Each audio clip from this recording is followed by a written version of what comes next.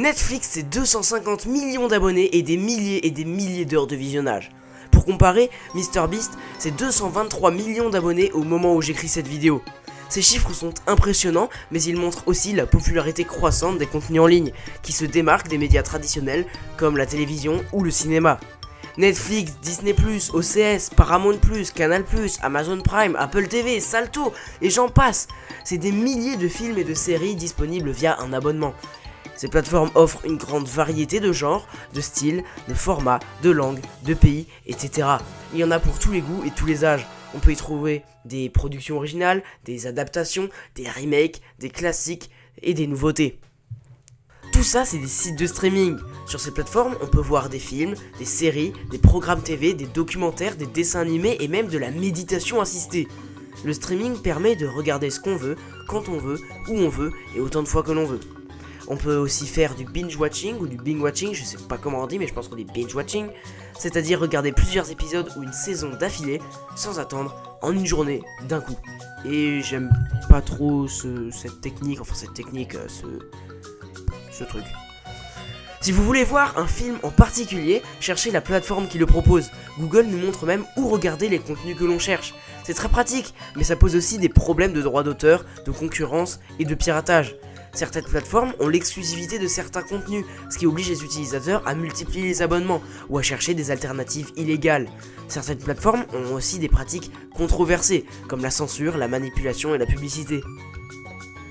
Quelle plateforme trouvera la nouvelle série qui marchera ?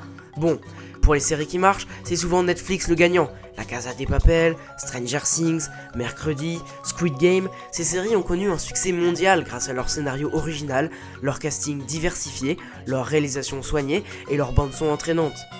Avec tout ça, on est en droit de se demander ce qu'il va advenir du cinéma. Et je suis là pour vous répondre. Est-ce que le cinéma touche à sa fin ou est-ce qu'il se porte toujours aussi bien ? Tout d'abord, de quoi je parle avec cinéma ? Simplement des films ou du lieu ? Eh bien du lieu, du grand écran. Mais je pense personnellement que si le cinéma disparaît, les films disparaîtront sûrement plus tard, laissant place aux séries et aux dessins animés. Parce que pour moi, les films c'est le cinéma, donc sans le cinéma, les films ont du mal à exister. Mais bon, ce n'est que mon avis. Le cinéma, c'est plus qu'un simple divertissement, c'est un art, une culture, une histoire, une passion. Le cinéma, c'est aussi un lieu de rencontre, de partage, d'émotion et de magie. Le cinéma, c'est une expérience unique qui ne peut pas se reproduire à la maison. Je vais essayer de ne pas faire une vidéo longue, donc je ne m'étendrai pas. Parce que j'ai aussi eu des problèmes avec mon micro, donc c'est pour ça que cette vidéo n'est pas très longue. Mon ordinateur et mon nouveau micro ne s'aiment pas, le son était infâme, donc j'ai dû prendre mon ancien ordi pour enregistrer. Donc là j'enregistre avec mon ancien ordi et je lis ce que j'ai écrit sur mon nouvel ordi. Enfin bref, c'est un bordel. Je parle un tout petit peu de ça en fin de vidéo si vous voulez. Et la semaine prochaine je fais une vidéo où j'en parlerai plus en détail. Mais bref, on n'est pas là pour parler de ça. En 2020, au confinement, les cinémas ferment et les sites de streaming explosent. Les gens, enfermés chez eux, veulent se divertir. Pour ça, il y a les sites de streaming. Pas besoin de cinéma qui sont fermés et pas besoin de DVD. Tout est là, il vous suffit de cliquer sur le contenu que vous souhaitez regarder. Mais le cinéma, c'est un grand écran, une ambiance, une belle image, un bon son, de la nourriture de cinéma. Le cinéma, c'est un plaisir sensoriel esthétique. Donc, depuis 2020, il souffre d'une crise sans précédent. Les salles sont fermées pendant plus de 6 mois et la fréquentation a chuté de près de 70%. Les films français résistent mieux que les films américains et ils sont bien loin de rivaliser avec les séries à succès de Netflix ou d'autres plateformes. Les films sortent avec du retard ou directement en ligne, ce qui réduit leur visibilité, leur rentabilité et leur qualité. Et puis, les plateformes se jettent directement sur toutes les sorties. Hotel Transylvanie 4 avait été racheté par Amazon. De même pour le documentaire de Squeezie, Merci Internet, qui sortira je crois en 2024 sur Amazon Prime Video donc. Ces exemples montrent que les plateformes ont de plus en plus de pouvoir, de moyens, d'influence sur le marché du cinéma. Elles peuvent se permettre d'acheter des films à des prix élevés, de les diffuser en exclusivité, de les promouvoir à leur guise, de les modifier selon leurs critères, etc. Elles peuvent aussi produire leurs propres films avec des stars, des budgets et des effets spéciaux. Les gens se déplacent moins pour aller voir des films, ils préfèrent rester chez eux, devant leur écran, à regarder ce qu'ils veulent, quand ils veulent, comme ils veulent. Ils sont moins curieux, moins exigeants, moins critiques face au contenu qu'ils consomment. Ils sont moins attentifs, moins impliqués, moins émus face aux histoires qu'ils regardent. Et ils passent beaucoup de moments puisque ces plateformes nous le permettent. Tous les moments de dialogue un petit peu trop longs, les plans de paysages, les gens, une grande partie du moins des gens, passent ces moments pour passer directement à l'intrigue, à l'action, au moment fort du film ou de la série. Et c'est triste, ça réduit leur attention et ils passent des moments qui ont sûrement coûté de l'argent et de la créativité. Alors, est-ce que le cinéma va mourir ? Je sais pas. Le cinéma est dans un état assez triste actuellement, mais j'espère que les gens se lasseront un peu des sites de streaming et que ceux-ci et le cinéma soient à des chiffres égaux. Personnellement, j'aime tout autant être installé sur mon canapé en regardant une série Netflix que voir de bons films au cinéma.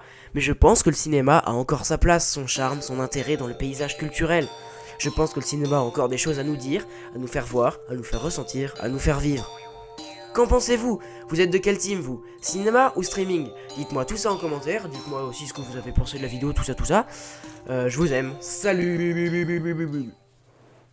Pour ceux qui sont restés, donc j'ai eu un nouvel ordinateur, il est mieux que celui que j'avais avant, sauf que le problème c'est que il a des problèmes avec mon micro et du coup j'arrive pas à enregistrer mon micro sur cet ordinateur. Donc cette vidéo a sûrement pris du retard, elle est sûrement plus courte que les autres vidéos. Mais sinon le son aurait été infâme. Aussi, quoi d'autre, la semaine prochaine je sortirai pas la vidéo qui est censée sortir. Normalement vous voyez c'est Cinémos, jeux vidéo, Cinémos, jeux vidéo.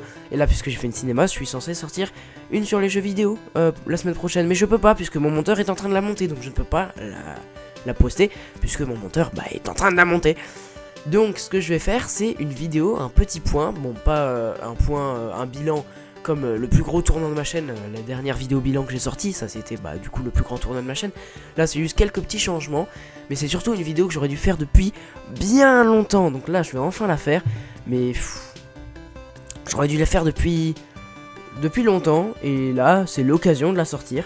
Donc certes elle fera moins de vues qu'une vidéo normale, certes elle sera moins intéressante que la vidéo qui sortira la semaine encore d'après, mais elle est nécessaire, il faut qu'elle sorte. Et moi je vous redis salut Bubu, parce qu'avant j'ai dit salut Bubu à ceux qui ne voulaient pas rester. Vous avez bien voulu rester jusque là, donc je vous redis salut Bubu.